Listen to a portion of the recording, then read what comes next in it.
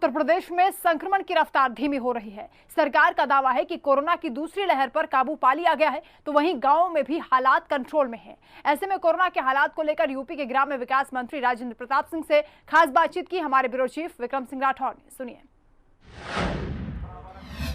उत्तर प्रदेश में संक्रमण की दर लगातार कम हो रही है और अब आलम यह है कि प्रदेश में कोरोना कर्फ्यू को हटा दिया गया है।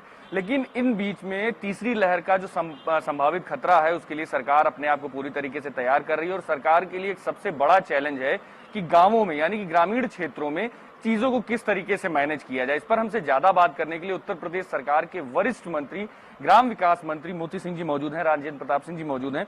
सर, एक बड़ी जिम्मेदारी है अभी, क्योंकि कोरोना कर्फ्यू हटा दिया गया है, आज से चीजें अनलॉक की जा रही हैं, लेकिन गांवों में, ग्रामीण क्षेत्रों में एक बड़ी चैलेंजिंग स्थिति बनी हुई है। इसको, इन चीजों से निजात पाने के लिए, खासतौर कोरोना के लिए क्या प्लानिंग कर रहे हैं आप लोग?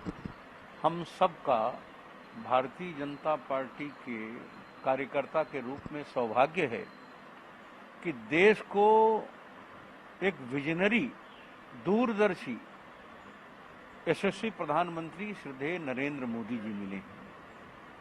उन्हीं की दृष्टि, उन्हीं की सोच, उन्हीं का मार्गदर्शन भारत के विकास को हिमालय की ऊंचाई के समकक्ष तक ले जाने में सफल हुआ है। हम सबका ये भी सौभाग्य है कि उत्तर प्रदेश में एक योगी, एक पीठ के पीठाधीश्वर योगी आदित्यनाथ जी हमारे मुख्यमंत्री हैं, जिन्होंने विचलित होना नहीं सीखा है। धैर्य, मैं समझता हूं कि उनके व्यक्तित्व का एक मजबूत हिस्सा है। और जब दूसरी लहर आई इस कोरोना की, तो मैं तो समझता हूं कि कोई दूसरे मुख्यमंत्री उत्तर प्रदेश में रहे होते तो शायद वो विचलित हो जाते। उन्होंने, हमारे मुख्यमंत्री जी ने दुनिया भर के आरोप प्रत्यारोप की बौछारें उनके ऊपर पड़ती रहीं, लेकिन वो कर्ण के कवच को धारण किए व्यक्ति की तरह उसे वो सहते रहे, लेकिन अपने लक्ष्य की ओर आगे बढ़ते रहे और हम सबको भी उस लक्ष्य में पूरी निष्ठा से सहयोग करने का निर्देश देते रहे। और जिसका परिणाम है कि आप खुद कह रहे हैं, हमारे मीडिया के मित्र हैं आप, कि लॉकडाउन को हमने, कर्फ्यू को रिलीज किया, कर्फ्यू को हटाया। आपकी दूसरी चिंता गांव के विकास की है। हमने गांव के विकास की चिंता पहले भी की थी। कोरोना का जो फर्स्ट फेज था, उसमें अपने अप्रवासी श्रमिकों को रोजगार देकर और अस्थायी परिसंपत्तियों के सृजन को करके, प्रधानमंत्री गरीब कल्याण योजना के सहयोग से हमने जहां विकास के कार्यों को गति दी, वहीं हमने मुफ्त राशन दिया, हमने पेंशन दिया। कर्मकार कल्याण बोर्ड जो श्रम विभाग का है, वहाँ श्रम मंत्री जी के सहयोग से और मुख्यमंत्री जी के मार्गदर्शन में हमने 1,000 रुपए की सहायता राशि दी। और आज जब ये रिलीज हो रहा है, तो आज भी आदरणीय मुख्यमंत्री जी की अध्यक्षता में एक जो उन्होंने कल्याण का बोर्ड बनाया है, उत्तर प्रदेश भवन एवं अन्य सन्निर्माण कर्मकार कल्याण बोर्ड के माध्यम से 23.5 लाख श्रमिकों को आपदा राहत सहायता योजना के अंतर्गत 1,000 रुपए की आर्थिक सहायता ऑनलाइन ट्रांसफर किए जाने का आज एक आयोजन है।